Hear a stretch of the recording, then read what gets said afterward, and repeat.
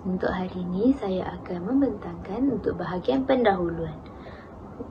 Seperti yang kita sedia maklum, Ar-Rahnu ni diperkenalkan oleh Islam sebagai skim pajak gadai yang dilaksanakan berdasarkan konsep syariah. Konsep dengan pelaksanaan ini bertujuan bagi memenuhi dan menyempurnakan umat Islam seperti kita, terutamanya dalam bidang perbankan dan juga kewangan yang bercirikan Islam yang menyeluruh.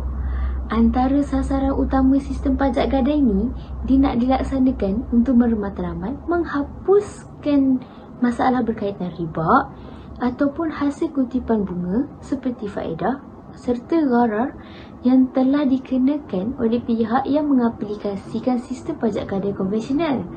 Namun begitu, masih ramai masyarakat umat Islam yang belum menyedari akan kewujudan skim Ar-Rahnu ni.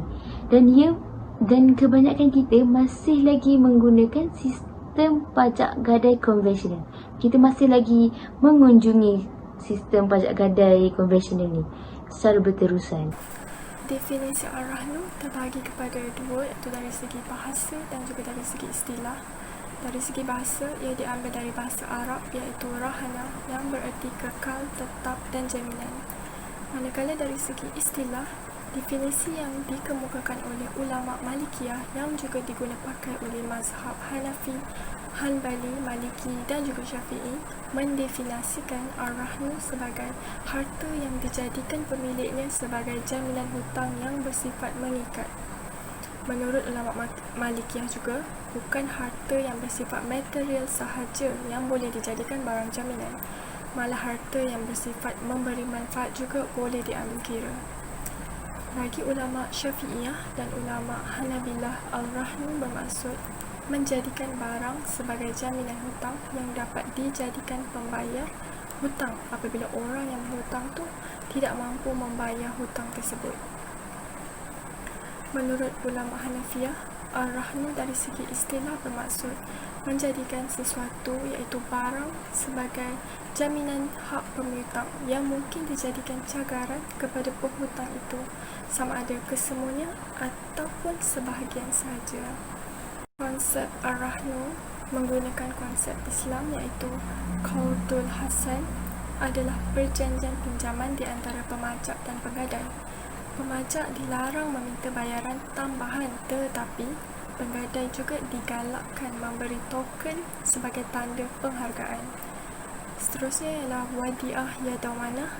Penggadai perlu menyediakan barang gadaian sebagai jaminan pinjaman akan dibayar.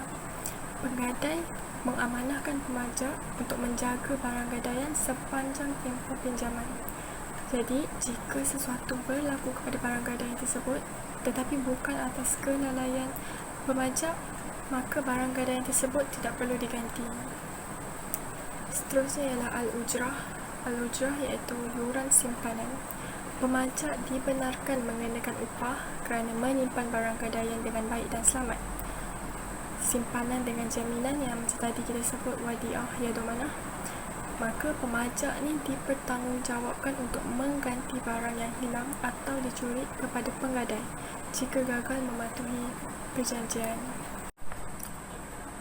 Dalam pensyariatan untuk Ar-Rahnu, Allah SWT berfirman dalam surah Al-Baqarah ayat 283 yang bermaksud, dan jika kamu sedang dalam perjalanan lalu kamu berhutang dan tidak ada penulis, maka boleh diserahkan sahaja jaminan yang dapat dipegang.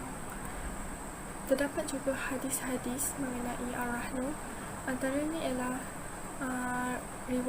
daripada riwayat Imam Al-Bukhari dan Muslim, iaitu bahawasanya Nabi Muhammad SAW menggadaikan diran, iaitu baju besi, kepada seorang Yahudi yang bernama Abu Syahmi atas pinjamannya sebanyak 30 syah gandum untuk keluarganya. Syah itu timbangan orang Arab dulu. Daripada Aisyah radhiyallahu anhu, Nabi SAW pernah membeli makanan dari seorang Yahudi dengan harga hutang. Sebagai tanggungan atas hutangnya itu, Nabi Muhammad SAW menyerahkan baju besinya. Riwayat Imam Al-Bukhari. Dan seterusnya daripada Ibnu Abbas radhiyallahu anhu, ketika Nabi Muhammad SAW wafat, baju besinya masih dalam keadaan tanggungan hutang, iaitu 20 syah samaan 50 kg bahan makanan yang dibelinya untuk nafkah keluarganya. Riwayat At-Tirmizi. Rukun rahnu terbagi pada 4 bahagian, iaitu akidan, 2 pihak berkontrak, sirah lafaz dan berkontrak, marhun bini iaitu hutang, dan marhun adalah barang gadaian. Rukun yang pertama adalah akidan, iaitu 2 pihak yang berkontrak, iaitu pegadai dan penerima gadaian. Pegadai bermaksud orang yang berhutang, orang yang berhutang dan bertanggungjawab untuk melunaskan segala hutangnya kepada penerima gadaian. Penerima gadaian bermaksud orang yang telah beri hutang kepada penggadai dan bertanggungjawab untuk menjaga barang gadaian tersebut. 2 pihak ini mestilah memenuhi syarat yang telah ditetapkan, iaitu mukallaf. Mukallaf bermaksud orang yang baligh dan berakal yang boleh menguruskan harta tersebut. Seorang kanak-kanak yang sudah memayis tidak boleh menjadi seorang pegadai ataupun menerima gadaian kerana hukumnya adalah tidak sah.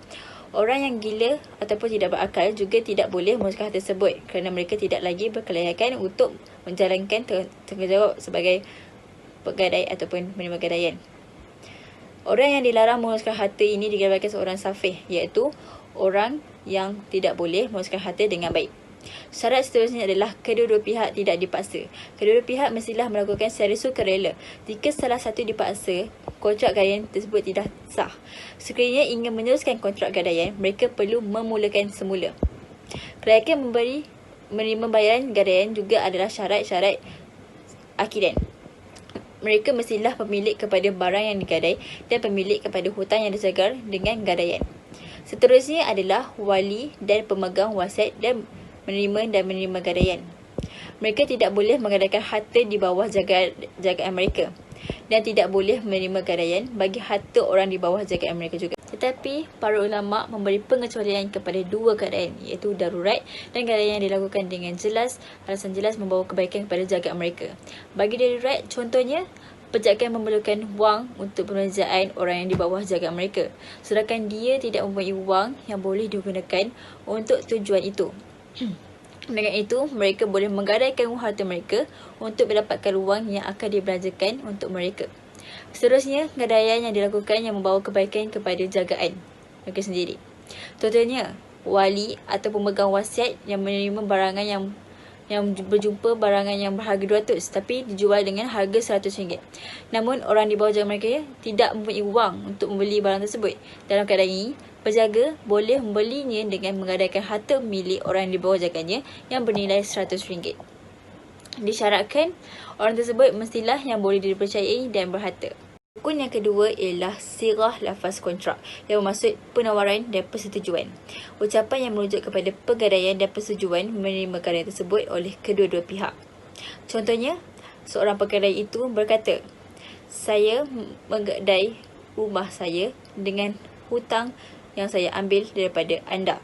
Dan pemiutang itu pun berkata, "Baik, saya bersetuju." Itu merupakan lafaz kontrak. Persetujuan ini mestilah berlaku dengan kerelaan hati, kerana hati itu tidak akan halal kalau dilakukan dengan tidak rela hati. Rukun yang seterusnya ialah marhun, iaitu barang gadaian. Barang yang digadai ialah bermaksud barang yang diserahkan oleh pegadai kepada penerima gadaian untuk disimpan sebagai carangan atas kepada hutangnya. Ada 2 syarat yang perlu dipenuhi untuk menjadikan gadaian itu sah, iaitu mestilah dalam bentuk benda dan mestilah barang itu yang boleh dijual. Perkhidmatan tidak boleh digadaikan dan barang tersebut mestilah wujud ketika kontrak itu dimeterai. Dan rukun yang terakhir ialah marhun bihi, iaitu hutang. Marhun bihi bermaksud hak penerima gadaian yang perlu dibayar oleh pegadai dan gadaian yang dilakukan sebagai timbal balas kepadanya. Terdapat beberapa syarat yang kita perlu tahu dan perlu kita penuhi, iaitu mestilah dalam bentuk hutang. Maksud hutang ialah perkara yang boleh disahkan sebagai tanggungan zimmah seperti dirham, dinar dan mata wang yang boleh dipakai dan yang digunakan untuk menilai suatu benda. Syarat seterusnya ialah hutang tersebut mestilah telah sah menjadi tanggungan pegadai terhadap penerima gadaian. Contohnya, hutang tersebut adalah bayaran bagi barang yang dijual selepas kontrak jual beli dimeterai walaupun sebelum barang tersebut diterima. Gadaian juga sah jika ia memberikan kontrak yang melibatkan hutang.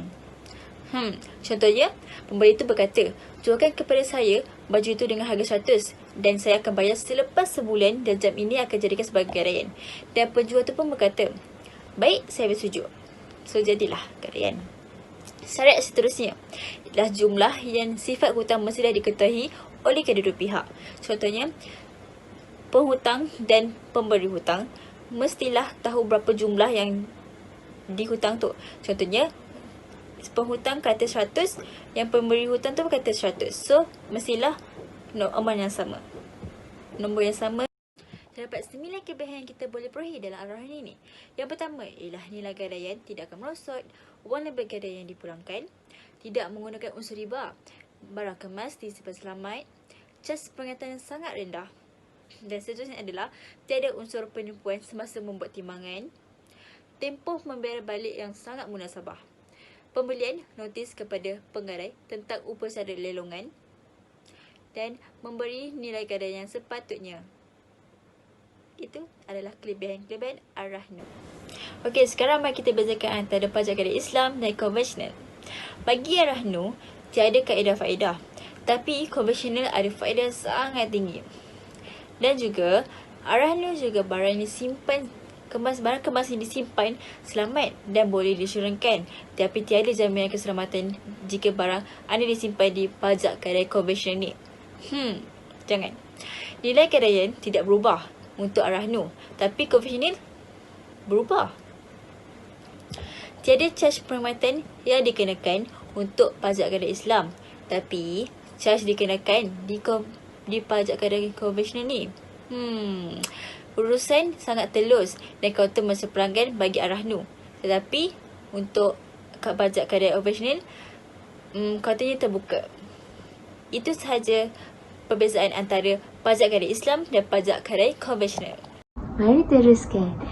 Untuk pilihan institusi Ar-Rahnu di negara Malaysia, bank dan institusi kewangan yang menawarkan skim pajak gadai Islam Ar-Rahnu ni tidaklah banyak. Namun bilangannya masih lagi melebihi 10 buah institusi di seluruh Malaysia. Dengan itu, kami telah bersepakat untuk memilih institusi Ar-Rahnu Exchange sebagai pilihan kami. Kami memilih institusi ini disebabkan giat aktifnya di Malaysia. Tambahan pula, Ar-Rahnu Exchange ni juga merupakan franchise pajak gadai Islam pertama di Malaysia yang membuatkan kami lebih yakin untuk memilih institusi ini. Untuk mengenali tentang Ar-Rahnu Exchange ni, Ar-Rahnu Exchange ni boleh didefinisikan sebagai perkhidmatan pajak gadai Islam yang berlandaskan syariah. Ia mula diusahakan pada tahun 1993 oleh Bank Rakyat. Pada tanggal 7 Disember 2006, Ar-Rahnu Exchange telah ditubuhkan sebagai franchise perkhidmatan ini oleh Bank Rakyat. Kini sehingga lebih 114 buah rangkaian telah mula beroperasi di seluruh Malaysia. Selain itu, Ar-Rahnu Exchange ni juga telah menawarkan pelbagai perkhidmatan. Antaranya ialah skim Ar-Rahnu Azab Premium. Menerusi skim ini, pinjaman tunai bercakaran emas sehingga RM650,000 turut ditawarkan. Di samping itu, perkhidmatan ini juga turut menawarkan Ar-Rahnu Exchange simpanan. Perkhidmatan ini merupakan perkhidmatan simpanan barang kemas dengan jaminan keselamatan. Ar-Rahnu Exchange juga turut menyediakan perkhidmatan mencuci barang kemas. Tambahan pula, dengan adanya sistem franchise ni, Bank Rakyat mampu membenarkan agensi koperasi untuk menguasai hak sebagai franchisee demi melancarkan perniagaan Ar-Rahnu ini. Antara kebaikan Ar-Rahnu Exchange ni ialah sistem perisian dia bertambah sistematik, lancar, selamat serta mesra pelanggan bagi yang telah melakukan beberapa proses penambahbaikan. Seterusnya saya akan menerangkan tentang syarat gadaian Ar-Rahnu Exchange. Yang pertama, barang yang berbentuk sepatung keagamaan atau makhluk hidup seperti haiwan dan manusia tidak akan diterima. Maksud di sini adalah sekiranya barang yang hendak digadai itu berbentuk patung keagamaan seperti Buddha, haiwan seperti ular dan yang berbentuk manusia tidak akan diterima oleh pihak Ar-Rahnu Exchange. Yang kedua, barang yang hendak digadai mestilah mempunyai sijil keturunan sah atau risit pembelian rasmi. Maksud di sini, sekiranya penggadai hendak menggadai barang mereka perlulah kemukakan sijil keturunan sah barang tersebut ataupun risit pembelian rasmi barang tersebut. Yang ketiga, sekiranya penggadai ingin menggadaikan barang yang dihadiahkan oleh majikan mereka mestilah kemukakan sijil penghargaan dan mutu emas hendaklah dari 22 hingga ke 24 karat. Dan berat emas itu tidak boleh melebihi 300 gram. Yang terakhir ialah penggadai mestilah warga negara ataupun tidak warga negara. Penggadai mesti pemaus statin tetap, tidak muflis dan 18 tahun ke atas. Barang gadaian yang diterima ataupun layak digadaikan di Ar-Rahnu Exchange. Yang pertama adalah emas 18K. Emas ini mengandungi 75% emas dan namanya adalah emas 750. Kebiasaannya emas ini adalah barang kemas yang mempunyai batu ataupun berlian. Yang kedua adalah emas 20K yang mengandungi 83.3% emas di dalamnya dan dikenali sebagai emas 833. Yang ketiga adalah emas 21K yang mengandungi 87.5% emas di dalamnya dan namanya adalah emas 875.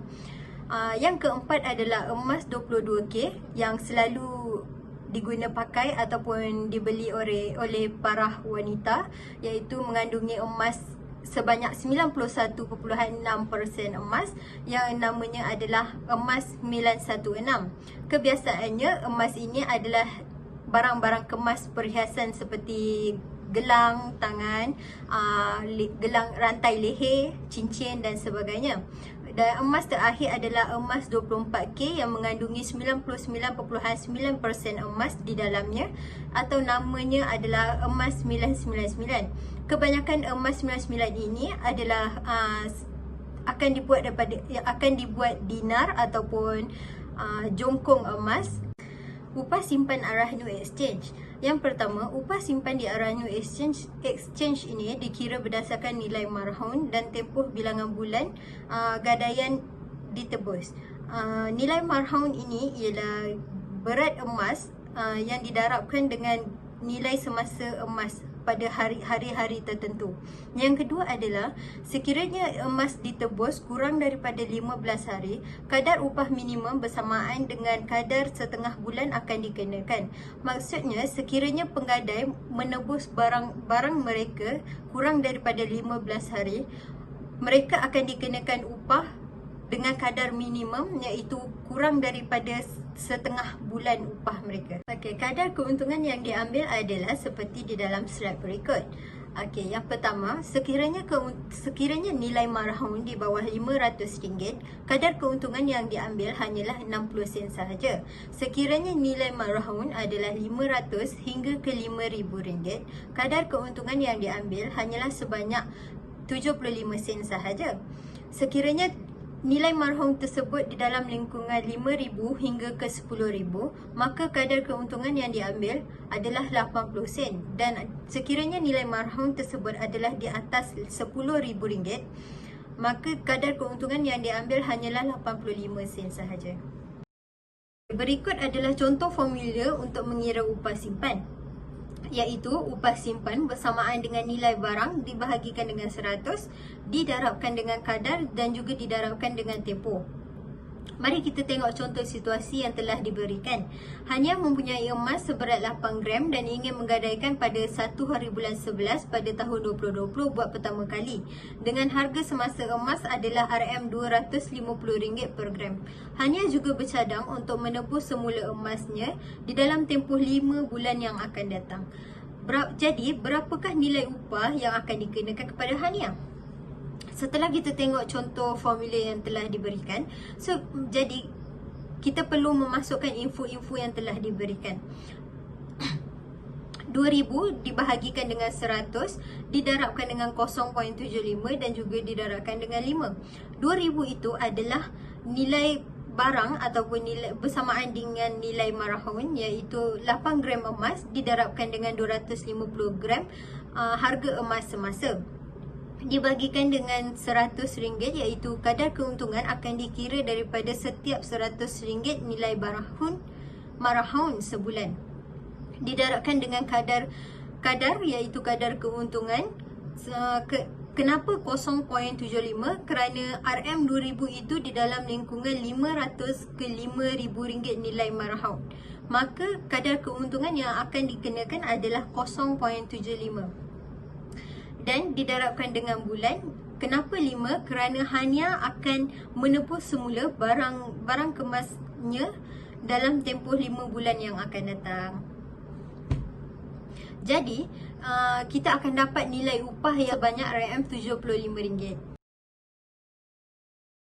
Mari kita tengok cara pengiraan arah nur exchange pula. Arah nur exchange mempunyai dua kadar pinjaman maksimum, iaitu pada kadar 65% dan juga pada kadar 80%. Siapa yang akan dapat kadar 65% ini? Kadar 65% ini akan dibagikan kepada orang yang pertama kali ingin menggadai barang kemas kepada arah nur lah. Maksudnya orang yang pertama kali ingin menggadaikan barangnya dekat arah nur. 80% pula adalah orang yang telah kali kedua dan kali yang keseterusnya ingin menggadai barang kemasnya dekat arah nur. Kita tengok contoh pengiraan arah nur exchange. Kita akan menggunakan contoh situasi yang sama di dalam slide yang berikutnya. Okey. Seperti yang kita dapat lihat, haniah adalah penggadai pertama kali, maka haniah akan mendapat kadar pinjaman maksimum sebanyak 65% kerana dia adalah penggadai yang pertama kali untuk menggadaikan barang kemasnya di arah nur.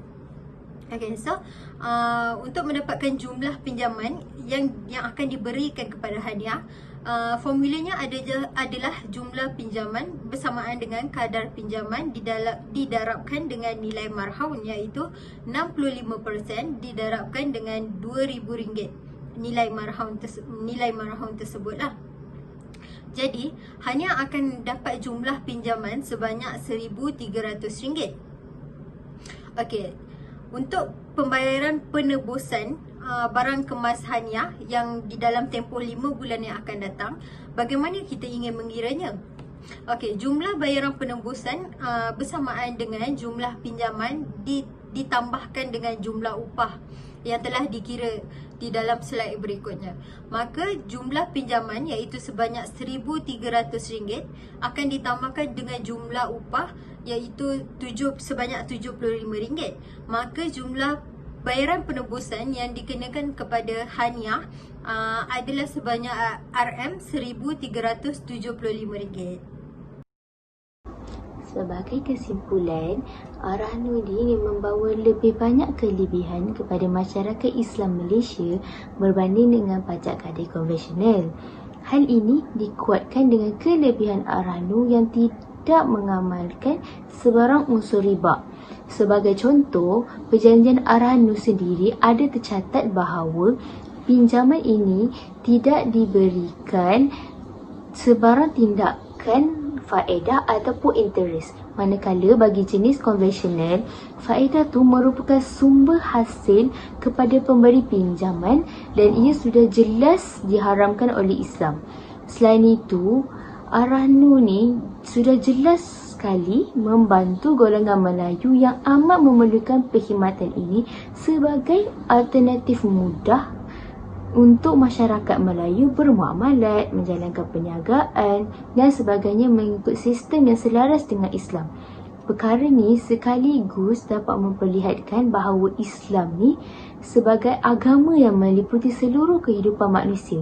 Sebagai kesimpulannya, jelaslah bahawa arah Nur ni telah memberi peluang dan ruang kepada masyarakat Islam di negara kita untuk mentadbir dan menguasai dalam bidang perniagaan pajak gadai yang sekarang ni sering didominasi oleh golongan bukan Islam.